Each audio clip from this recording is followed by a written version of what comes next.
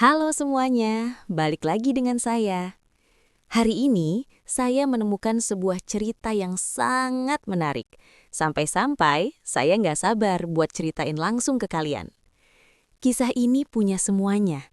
Ada sedihnya, ada bahagianya, dan yang pasti, ada pelajaran berharga di dalamnya. Jadi, siapkan cemilan kalian, dan mari kita mulai pembahasannya. Sebelum kita masuk ke ceritanya, aku ajak kalian absen dulu dong. Yuk dukung channel ini dengan cara tekan tombol like dan subscribe sekarang juga. Terus ramaikan kolom komentar di bawah ya. Tulis nama, asal kota, dan ketik hadir. Aku pengen tahu nih, sahabat paling jauh dari kota mana aja? Rumah itu selalu harum aroma melati dan bawang goreng sejak Marni datang. Siska merasa mendapatkan durian runtuh. Marni, gadis berusia 22 tahun dari desa, tidak hanya rajin menyapu dan mengepel, tapi juga memiliki tangan emas dalam memasak. Nyonya, ini sup iga kesukaan Tuan Bram. Tadi saya bumbui dengan resep spesial dari ibu saya, ujar Marni lembut sambil menunduk sopan. Siska tersenyum, mengamati Marni yang mengenakan seragam daster rapi dengan rambut dikuncir kuda. Terima kasih Marni, kamu benar-benar membantu saya. Mas Bram jadi lebih betah makan di rumah sekarang.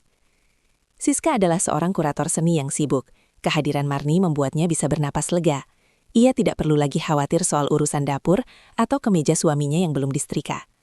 Segalanya tampak sempurna, terlalu sempurna. Namun, ada sesuatu pada cara Marni menatap pintu ruang kerja Bram yang tidak disadari Siska sejak awal. Sebuah tatapan yang bukan berisi rasa hormat, melainkan rasa memiliki. Bab 2. Lembur di ruang kerja. Bram adalah seorang konsultan hukum papan atas. Akhir-akhir ini, tumpukan berkas di mejanya seolah tidak pernah habis. Ia sering mengurung diri di ruang kerja lantai 2 sejak pukul 8 malam hingga dini hari. Mas, aku tidur duluan ya. Kamu jangan terlalu lelah, kata Siska suatu malam. Iya sayang, sebentar lagi selesai, jawab Bram tanpa mengalihkan pandangan dari laptopnya. Siska beranjak ke kamar, namun langkahnya terhenti saat melihat Marni naik ke lantai 2 membawa nampan berisi kopi hitam dan sepiring pisang goreng kipas yang masih panas. Kok belum tidur, Mar? Tanya Siska. Ininya, Tuan Bram tadi minta dibuatkan kopi katanya biar tidak mengantuk. Saya hanya mengantarkan sebentar, jawab Marni dengan suara yang mendadak sedikit bergetar.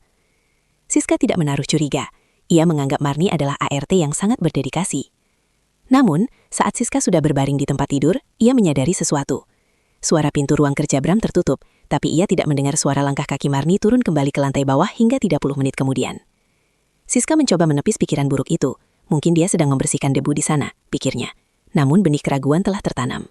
Minggu-minggu berikutnya, intensitas lembur Bram meningkat drastis. Sebagai konsultan hukum, Bram beralasan ada proyek penggabungan perusahaan besar yang menyita seluruh waktunya. Ruang kerja di lantai 2 yang biasanya sunyi, kini menjadi pusat aktivitas rumah dari jam 9 malam hingga dini hari. Siska yang baru saja menyelesaikan kurasi pameran, seringkali merasa sangat lelah. Mas, aku tidur duluan ya, kepalaku agak berat, pamit Siska sambil mengecup kening suaminya. Iya sayang, istirahatlah. Aku harus menyelesaikan draft ini sebelum subuh, jawab Bram tanpa mengalihkan pandangan dari layar monitornya. Suaranya terdengar datar, seolah sudah terbiasa dengan rutinitas itu. Namun saat Siska sudah merebahkan diri di tempat tidur, telinganya menangkap suara gesekan nampan di dapur bawah. Tak lama kemudian, langkah kaki ringan menaiki tangga kayu menuju lantai 2. Itu Marni. Dari celah pintu kamar yang sedikit terbuka, Siska melihat bayangan Marni lewat. Gadis itu tidak mengenakan daster longgarnya yang biasa. Malam ini, ia mengenakan kaos yang sedikit lebih ketat dan celana pendek selutut. Di atas nampannya, ada secangkir kopi hitam mengepul dan sepiring pisang goreng kipas, camilan kesukaan Bram. Siska melirik jam di dinding, pukul 23.30. 1 jam berlalu, Siska terbangun karena merasa haus. Ia keluar kamar menuju dispenser di lantai bawah. Namun saat melewati ruang kerja, ia menyadari sesuatu yang aneh. Suara ketikan keyboard yang biasanya berisik, kini diam. Keheningan di dalam ruangan itu terasa sangat pekat, hanya sesekali diselingi suara tawa kecil yang tertahan. Suara perempuan. Siska mendekat ke pintu ruang kerja. Tangannya sudah menyentuh gagang pintu, namun ia ragu. Ceklek. Pintu terbuka dari dalam. Marni muncul dengan nampan kosong di tangannya. Wajahnya terlihat sedikit kemerahan, dan rambutnya yang biasanya dikunci rapi kini tampak agak berantakan. Nyonya, belum tidur? tanya Marni. Suaranya sedikit bergetar, namun ia segera menundukkan kepala. Haus. Kamu kok lama sekali di dalam, Mar? Tanya Siska dingin. Tadi Tuan minta tolong dipijat pundaknya sebentar. Katanya kaku sekali karena terlalu lama mengetik. Saya tidak enak mau menolaknya. Jawab Marni dengan nada paling polos yang bisa ia buat. Siska melihat ke dalam ruangan. Bram sedang bersandar di kursinya, memejamkan mata seolah sangat kelelahan. Oh iya Siska, pundakku tadi rasanya mau copot. Marni kebetulan lewat mau ambil lampan, jadi sekalian minta tolong, ujar Bram tanpa membuka mata. Alibi itu terdengar sempurna, sangat logis bagi seorang majikan yang merasa lelah. Namun bagi Siska, ada sesuatu yang off. Aroma ruangan itu bukan lagi aroma kopi dan kertas. Ada bau parfum kolon bayi yang menyengat, parfum yang biasa dipakai Marni setelah mandi malam. Lain kali kalau butuh pijat, bangunkan aku saja, Mas. Marni juga butuh istirahat. Dia sudah kerja seharian, kata Siska sambil menatap Marni tajam. Iyanya, maaf, saya turun dulu. Marni bergegas pergi. Malam itu, Siska tidak bisa kembali tidur. Di samping suaminya yang sudah mendengkur halus, ia menatap langit-langit kamar. Ia merasa seperti orang asing di rumahnya sendiri. Ruang kerja itu bukan lagi sekedar tempat mencari nafkah, tapi mulai berubah menjadi zona gelap yang tidak bisa ia jangkau. Dan Marni, asisten yang sempurna itu, sepertinya telah menemukan cara untuk menyajikan menu yang tidak ada dalam daftar belanja bulanan Siska. Pagi itu, sinar matahari masuk melalui celah gorden, namun tidak memberikan kehangatan bagi Siska. Setelah Bram berangkat ke kantor, suasana rumah terasa sunyi, kecuali suara denting piring dari arah dapur tempat Marni bekerja. Siska melangkah menuju ruang kerja suaminya. Ia ingin membuktikan bahwa rasa curiganya semalam hanyalah paranoia. Namun, begitu ia duduk di kursi kulit besar milik Bram, hidungnya menangkap sesuatu yang tajam. Aroma parfum kolon bayi itu masih tertinggal di sana, bercampur dengan bau maskulin parfum Bram. Mata Siska menyisir lantai kayu di bawah meja. Di sana, di dekat kaki kursi, ia melihat sesuatu yang ganjil. Ia membungkuk dan mengambilnya. Sebuah kancing baju daster berwarna biru muda. Siska mengenali motifnya. Itu kancing daster yang dipakai Marni 2 hari lalu. Nyonya, sedang cari apa? Siska tersentak. Marni sudah berdiri di ambang pintu dengan kemoceng di tangannya. Wajahnya tampak tanpa dosa, namun matanya mengamati setiap gerak-gerik Siska dengan waspada. Hanya mencari antingku yang jatuh, Mar. Bohong Siska, sambil mengepalkan tangan yang menyembunyikan kancing itu. Oh ya, ruangan ini aromanya parfum kamu ya, menyengat sekali. Marni tersenyum tipis, sebuah senyuman yang kini terlihat seperti tantangan bagi Siska. Mungkin karena saya sering membersihkan debu di sininya, Tuan Bram orangnya rapi, jadi saya harus lama di sini agar hasilnya maksimal. Siska tidak menjawab, ia keluar dari ruangan itu dengan perasaan mual. Sore harinya, Siska pergi ke pusat perbelanjaan. Alih-alih membeli kebutuhan dapur, ia mendatangi sebuah toko elektronik khusus keamanan. Saya butuh kamera yang tidak bisa terlihat, sangat kecil, dan bisa saya pantau melalui ponsel, ujar Siska kepada pelayan toko.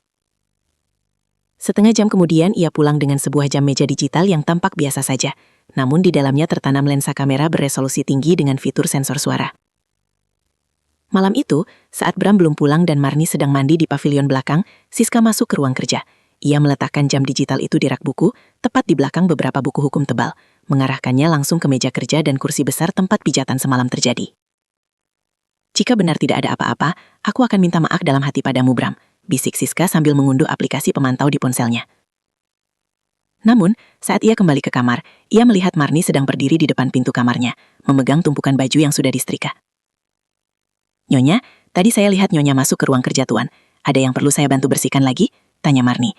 Nada suaranya datar, tapi matanya menatap ponsel di tangan Siska dengan penuh rasa ingin tahu. Tidak ada, Mar. Sudah malam, kamu istirahatlah, jawab Siska tegas.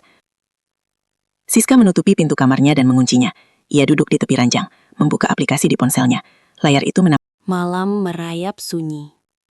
Di dalam kamar utama yang gelap, cahaya dari layar ponsel menyinari wajah Siska yang tegang. Ia menyandarkan punggungnya di kepala ranjang, sementara di sampingnya, Bram belum pulang. Siska membuka aplikasi pemantau real-time dari kamera jam meja di Kigal yang ia pasang sore tadi.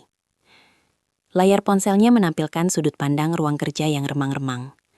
Pukul 21.00, pintu ruang kerja terbuka. Bram masuk, meletakkan tas kerjanya, dan melonggarkan dasi dengan helaan napas panjang. Beberapa menit kemudian, tanpa ketukan pintu, Marni masuk. Siska menahan napas. Di layar ponselnya, Marni tidak membawa kopi. Gadis itu membawa nampan berisi handuk kecil hangat dan sebuah botol minyak aromaterapi. Marni berjalan mendekat ke arah Bram, lalu berdiri di belakang kursinya. Tuan pasti lelah sekali hari ini. Suara Marni terdengar jelas melalui mikrofon sensitif pada kamera tersembunyi itu. Sangat lelah, Mar. Kepala saya hampir pecah. Jawab Bram sambil menyandarkan kepalanya. Apa yang terjadi selanjutnya membuat tangan Siska gemetar hebat. Marni mulai memijat pundak Bram, namun gerakannya tidak seperti seorang ART yang sedang membantu majikannya. Jari jemari Marni bergerak lambat, menyentuh leher dan sesekali membelai rahang Bram. Yang lebih menghancurkan hati Siska adalah reaksi suaminya. Bram tidak menolak. Ia justru memejamkan mata, menikmati setiap sentuhan itu. "Nyonya sudah tidur?" tanya Marni sambil berbisik, wajahnya kini sangat dekat dengan telinga Bram. "Tadi katanya pusing, mungkin sudah terlelap," jawab Bram. Marni tertawa kecil, tawa yang terdengar sangat menjijikkan di telinga Siska. Nyonya terlalu sibuk dengan pameran-pamerannya. Dia tidak tahu kalau suaminya butuh lebih dari sekadar sup iga. Marni kemudian membungkuk, melingkarkan lengannya di leher Bram dari belakang, dan mengecup puncak kepala Bram. Bram meraih tangan Marni, mengecup telapak tangannya, dan menarik gadis itu agar duduk di pangkuannya. "Kamu nakal sekali, Mar," gumam Bram dengan nada yang belum pernah Siska dengar, nada penuh gairah yang terlarang. Siska menutup mulutnya dengan tangan agar tidak berteriak. Air mata kemarahan mulai membanjiri pipinya. Di layar itu, ia menyaksikan suaminya, pria yang ia cintai dan ia percayai, sedang bercumbu dengan asisten rumah tangga mereka sendiri di atas kursi kerja tempat ia mencari nafkah. Tiba-tiba, suara mobil terdengar masuk ke garasi. Siska tersentak. Bram sudah pulang ke rumah. Siska menyadari bahwa rekaman yang ia lihat adalah kejadian beberapa menit yang lalu yang tersimpan dalam buffer cloud, dan sekarang Bram benar-benar sudah ada di bawah. Ia segera mematikan ponselnya, menyeka air mata, dan berbaring membelakangi pintu, berpura-pura tidur. Ia mendengar langkah kaki Bram menaiki tangga. Pintu kamar terbuka pelan. Siska bisa merasakan kehadiran Bram di sisi tempat tidur, mencium keningnya dengan bibir yang beberapa menit lalu mungkin baru saja menyentuh Marni. Bau parfum kolon bayi itu kini tercium sangat nyata dari pakaian Bram. "Tidurlah yang nyenyak sayang," bisik Bram. Siska tetap memejamkan mata, namun di balik kelopak matanya, ia bersumpah, ia tidak akan langsung melabrak mereka. Ia ingin mengumpulkan setiap detik bukti pengkhianatan ini, hingga mereka tidak punya ruang sedikit pun untuk mengelak. Ia ingin membersihkan rumah ini, bukan hanya dari debu, tapi dari kotoran yang bernama pengkhianatan. Pagi harinya, Siska terbangun dengan perasaan yang jauh berbeda. Ia tidak lagi merasa sebagai istri yang ragu, melainkan seorang pengamat yang dingin. Di meja makan, Marni menyajikan sarapan dengan senyum manisnya yang biasa. Paginya, ini nasi goreng spesial kesukaan Tuan Bram. Sedang saya buatkan juga jus jeruk segar. Sapa Marni. Siska menatap Marni, lalu beralih ke Bram yang sedang asyik membaca koran digital di ponselnya. Pemandangan domestik yang tampak normal ini sekarang terasa seperti panggung sandiwara yang menjijikkan. "Mar, sepertinya kamu tahu betul ya semua kesukaan Tuan Bram?" sindir Siska sambil menyesap kopinya perlahan. "Tugas saya kan memang melayani kebutuhan rumahnya," jawab Marni tanpa ragu. Siska kemudian menghabiskan sisa harinya dengan meneliti rekaman-rekaman dari hari sebelumnya. Ia mulai mencatat pola. Ia menyadari sesuatu yang sangat spesifik. Setiap kali Bram meminta menu makan malam tertentu, sesuatu yang spesial akan terjadi di ruang kerja. Ia membuka buku catatan belanja Marni yang tergeletak di dapur. Di sana ada coretan-coretan kecil. Senin, sop iga, kopi hitam. Rabu, ayam betutu, teh manis. Jumat, bakmi Jawa, susu jahe. Siska mencocokkan catatan itu dengan rekaman CCTV. Benar saja, jika Bram memesan bakmi Jawa, Marni akan masuk ke ruang kerja dengan pakaian yang lebih terbuka dan tinggal di sana lebih dari 1 jam. Jika menu malam itu hanya sup biasa, Marni hanya akan mengantar kopi dan segera turun. Sore itu, Bram menelpon. "Sayang, malam ini aku ada kerjaan banyak lagi. Tolong bilang Marni, aku mau makan malam bakmi Jawa saja. Biar praktis dimakan di ruang kerja saja." Siska meremas ponselnya. "Bakmi Jawa. Kode untuk servis tambahan." "Tentu, Mas. Nanti aku sampaikan ke Marni," jawab Siska dengan nada suara yang tenang, meski dadanya bergemuruh. Siska berjalan ke dapur. Marni sedang memotong sayuran. "Marni, Tuan pesan bakmi Jawa untuk malam ini. Katanya mau dimakan di ruang kerja saja." Siska memperhatikan ekspresi Marni. Mata gadis itu berkilat senang. Ada senyum tipis yang tertahan di sudut bibirnya. "Baiknya, saya siapkan bumbu spesialnya sekarang. Oh ya Mar, malam ini aku harus pergi ke galeri sebentar untuk urusan mendadak. Mungkin aku pulang agak larut. Tolong pastikan Tuan Bram terlayani dengan baik ya," tambah Siska, memberikan umpan. "Tentunya, jangan khawatir. Semuanya akan saya urus," jawab Marni dengan nada penuh semangat. Siska berbalik dan tersenyum sinis. Ia tidak pergi ke galeri. Ia memarkir mobilnya beberapa blok dari rumah dan membuka aplikasi CCTV di ponselnya. Ia ingin melihat sejauh mana keberanian asisten rumah tangganya itu saat sang majikan dianggap sedang tidak ada di tempat. Layar ponsel mulai menyala. Pintu ruang kerja terbuka. Marni masuk, tapi kali ini dia tidak membawa baki makanan. Dia sudah melepaskan apronnya, dan di balik itu dia mengenakan salah satu baju tidur satin milik Siska yang hilang beberapa minggu lalu. Siska duduk di dalam mobil yang gelap, hanya berjarak 3 rumah dari gerbangnya sendiri. Di layar ponsel, ia melihat pemandangan yang memuakan. Marni, dengan baju tidur satin berwarna merah milik Siska, sedang duduk di tepi meja kerja Bram. Tangan gadis itu dengan manja mengacak-acak rambut Bram, sementara Bram tertawa lepas, sebuah tawa yang sudah lama tidak Siska dengar di meja makan mereka. Siska menarik napas dalam-dalam. "Cukup," bisiknya. Ia menyalakan mesin mobil, memutar balik, dan sengaja membunyikan klakson saat memasuki gerbang. Ia ingin memberi mereka kejutan, tapi juga ingin melihat seberapa cepat mereka bisa memasang kembali topeng mereka.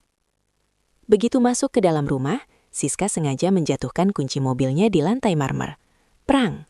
Bunyinya bergema hingga ke lantai 2.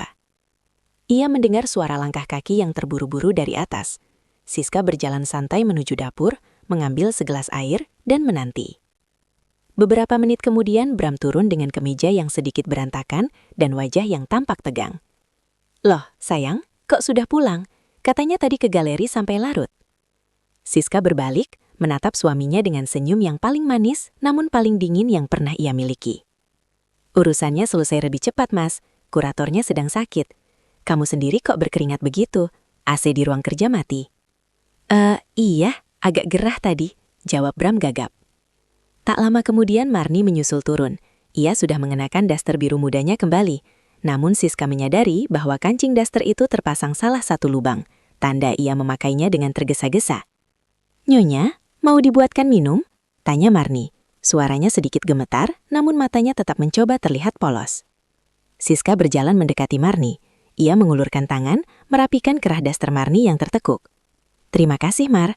Kamu rajin sekali ya. Bahkan saat aku tidak ada, kamu tetap melayani Tuan sampai ke atas."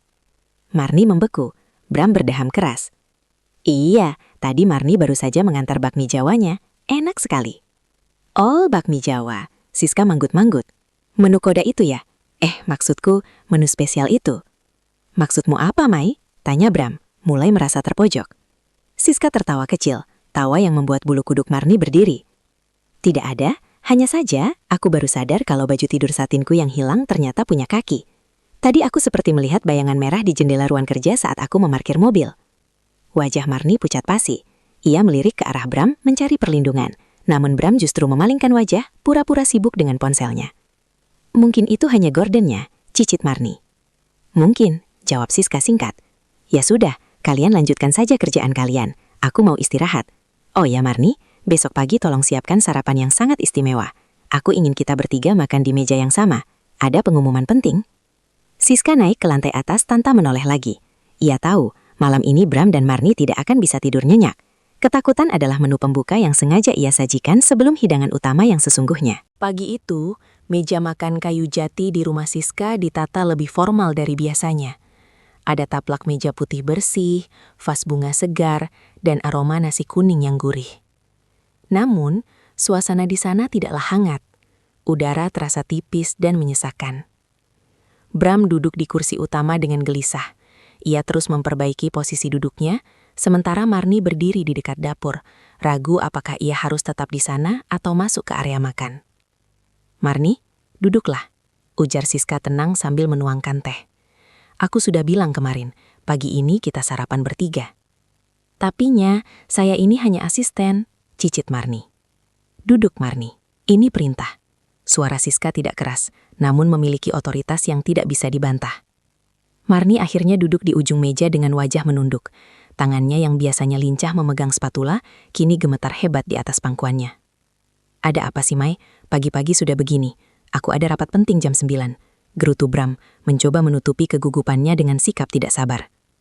"Rapat penting soal proyek bendungan itu lagi, Mas? Atau soal menu spesial semalam?" Siska bertanya sambil menatap lurus ke mata suaminya. Bram tersedak air tehnya. "Apa sih maksudmu? Jangan mulai lagi dengan sindiran-sindiran aneh." Siska tidak menjawab. Ia justru mengambil sebuah tablet dari tasnya dan meletakkannya di tengah meja, tepat di depan piring nasi kuning Bram. Aku selalu kagum dengan cara Marni memasak, tapi aku jauh lebih kagum dengan cara dia melayani di ruang kerja. Kalian berdua sungguh berbakat dalam seni sandiwara. Siska menekan tombol play pada layar tablet itu. Rekaman video dari semalam terputar. Gambar hitam putih, namun sangat tajam itu memperlihatkan Marni yang sedang mengenakan baju tidur satin merah milik Siska duduk di pangkuan Bram. Suara tawa mereka, suara kecupan, dan kata-kata kotor yang mereka lontarkan tentang Siska terdengar sangat jelas di ruang makan yang sunyi itu. Brak! Marni sontak berdiri, kursi yang didudukinya terjatuh ke belakang. Wajahnya pucat pasi, matanya membelalak ketakutan. Nyonya, itu tidak seperti yang Nyonya lihat. Lalu seperti apa, Mar? Apa itu teknik pijat baru dari desamu?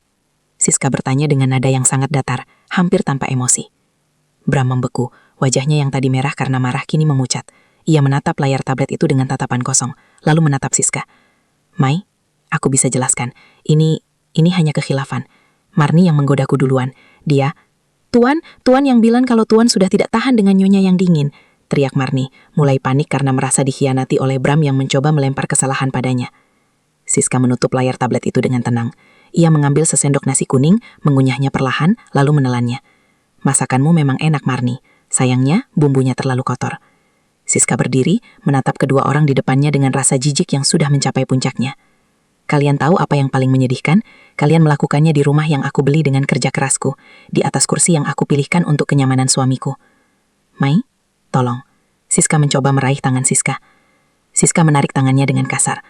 Jangan sentuh aku dengan tangan yang semalam menyentuh dia. Sarapan ini selesai. Sekarang ada tamu yang sudah menunggumu di depan, Mas. Tepat saat itu, bel pintu depan berbunyi. Siska tersenyum dingin. Bel pintu depan terus berbunyi, memecah keheningan yang mencekam di ruang makan. Siska berjalan dengan langkah anggun menuju pintu, sementara Bram dan Marni terpaku di kursi masing-masing, seolah-olah kaki mereka telah dipaku ke lantai. Siska membuka pintu. Di sana berdiri seorang pria paruh baya mengenakan batik rapi, bersama seorang wanita tua yang matanya tampak sembab. Di belakang mereka berdiri seorang pria berkacamata dengan tas kerja kulit, Pak Hardi, pengacara keluarga Siska. Silakan masuk, Pak, Bu, sapa Siska lembut. Saat tamu-tamu itu melangkah ke ruang makan, Marni menjerit kecil. Bapak, Ibu, kenapa ada di sini? Wanita tua itu, Ibu Marni, langsung menghampiri anaknya dan melayangkan sebuah tamparan keras ke pipi Marni. Plak, suaranya bergema di seluruh ruangan. Kami menyekolahkanmu tinggi-tinggi dengan uang kirimanmu agar kamu jadi orang baik, Marni. Ternyata kamu jadi perusak rumah tangga orang yang sudah baik padamu, teriak ibunya sambil terisak. Siska sengaja mendatangkan orang tua Marni dari desa pagi-pagi sekali dengan travel car. Ia ingin Marni sadar bahwa pengkhianatannya tidak hanya menghancurkan Siska, tapi juga kehormatan keluarganya sendiri. Sementara itu, Pak Hardi mengeluarkan tumpukan dokumen dari tasnya dan meletakkannya di depan Bram. Mas Bram, ini adalah draft gugatan cerai dan permohonan pembagian harta Gonogini, ujar Pak Hardi dengan suara bariton yang tegas. Klien saya, Ibu Siska, juga melampirkan bukti-bukti rekaman CCTV dan bukti pemakaian barang pribadi tanpa izin sebagai dasar laporan kepolisian jika Mas Bram tidak bersedia menandatangani kesepakatan ini secara damai. Bram menatap dokumen itu dengan tangan gemetar. Mai, kamu benar-benar melakukan ini. Kamu membawa orang tuanya dan pengacara ke rumah kita. Ini bukan lagi rumah kita, Mas, jawab Siska dingin. Sesuai perjanjian pranikah yang pernah kita buat. Ingat, Mas, bangunan ini adalah aset yang aku bawa sebelum kita menikah. Jadi aku minta kamu dan staf khususmu ini keluar dari sini dalam waktu 1 jam. Bram memandang ke sekeliling. Ia melihat mertua Marni yang menatapnya dengan penuh kebencian. Ia melihat pengacara yang siap menyeretnya ke jalur hukum. Dan ia melihat istrinya yang kini tampak seperti orang asing yang tak tersentuh.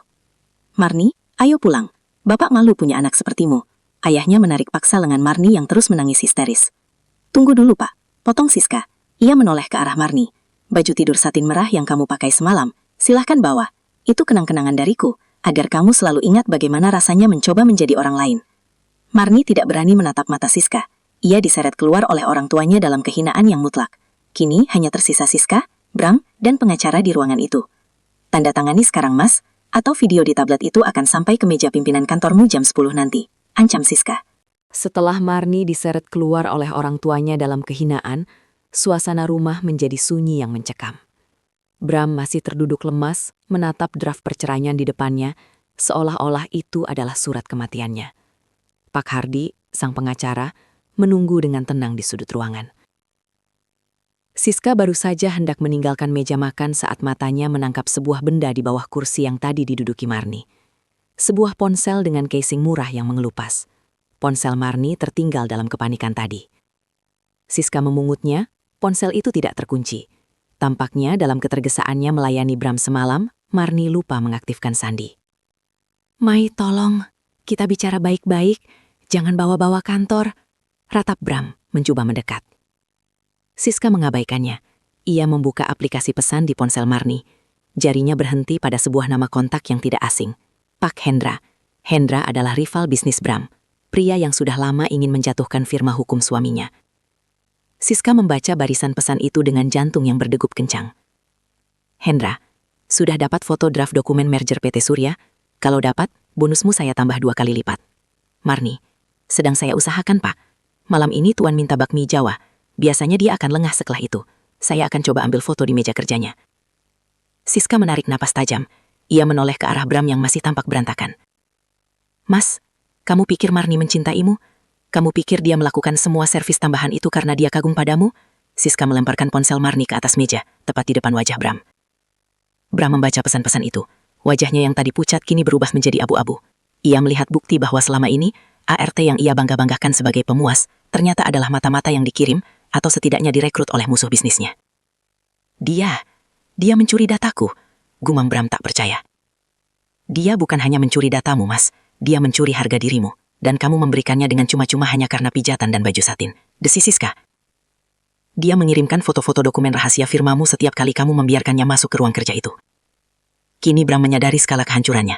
Ia bukan hanya akan kehilangan istri dan rumah, tapi ia terancam menghadapi tuntutan hukum dari klien-klien besarnya karena kebocoran data. "Siska, tolong bantu aku. Kalau ini bocor aku bisa dipenjara." Bram berlutut di lantai, memegang ujung daster Siska. Siska menatap suaminya dengan rasa muak yang tak terlukiskan. "Tanda tangani surat itu sekarang. Serahkan semua bagianmu di apartemen Sudirman padaku sebagai ganti kerugian moral, dan aku mungkin akan mempertimbangkan untuk tidak menyalahkan ponsel ini ke polisi. Tapi kalau kamu ragu 1 detik saja."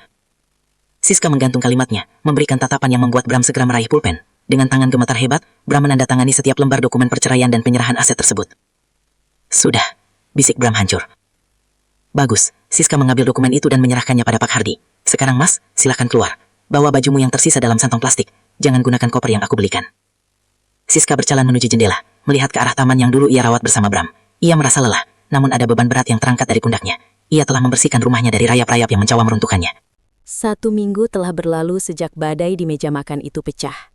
Rumah besar itu kini terasa sangat luas, sunyi, namun anehnya sangat melegakan. Siska berdiri di balkon lantai 2, menghirup udara pagi yang tidak lagi tercemar aroma parfum kolon bayi atau bau pengkhianatan yang menyesakkan.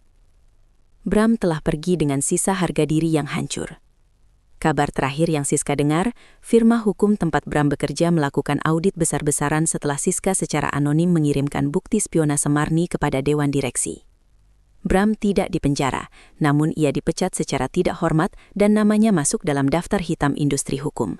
Ia kehilangan segalanya, karier, istri, dan rumah mewah yang selama ini ia nikmati tanpa pernah benar-benar ia hargai.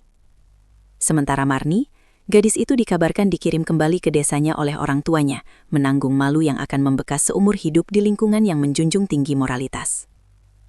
Siska berjalan masuk ke dalam ruang kerja yang dulu menjadi saksi bisu pengkhianatan itu.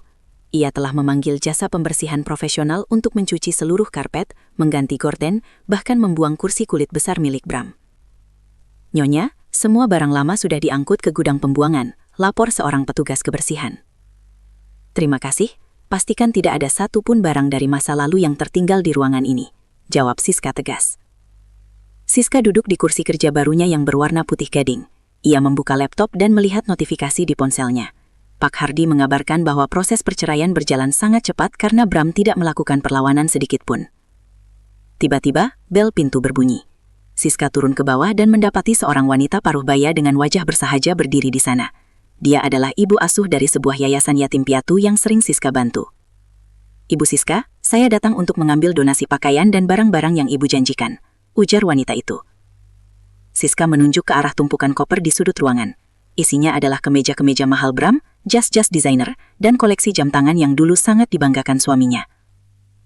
"Bawa semuanya, Bu. Saya tidak butuh barang-barang itu lagi. Semoga bisa bermanfaat bagi yang membutuhkan." kata Siska dengan senyum tulus. Setelah petugas yayasan pergi, Siska kembali ke dapur. Ia mengenakan apron, menyalakan kompor, dan mulai memotong sayuran. Kali ini, ia tidak memasak menu spesial atau menu berdasarkan kode tertentu. Ia memasak sup ayam sederhana untuk dirinya sendiri, sebuah simbol kemandirian. Ia menyadari bahwa selama ini ia terlalu sibuk menguratori area seni orang lain, hingga lupa menjaga karya seni yang paling berharga, yaitu kedamaian hidupnya sendiri. Siska duduk sendirian di meja makan, menikmati makanannya dengan tenang. Ia melihat ke arah sudut ruangan di mana kamera tersembunyi itu dulu berada. Ia sudah mencopotnya. Ia tidak lagi butuh kamera untuk merasa aman, karena ia telah belajar untuk lebih mempercayai intuisinya daripada kata-kata manis siapapun. Rumah itu kini benar-benar bersih, bukan karena sapuan Marni, tapi keberanian Siska untuk membuang apa yang sudah membusuk di dalamnya. Oke, itu dia pembahasan kita hari ini. Gimana? Cukup bikin geleng-geleng kepala, kan? Saya harap kalian dapat sesuatu dari video ini, atau minimal bisa nemenin waktu luang kalian. Jangan lupa subscribe kalau kalian nggak mau ketinggalan cerita-cerita menarik berikutnya yang bakal saya bahas. Makasih udah mampir di channel ini. Sampai jumpa lagi di video berikutnya.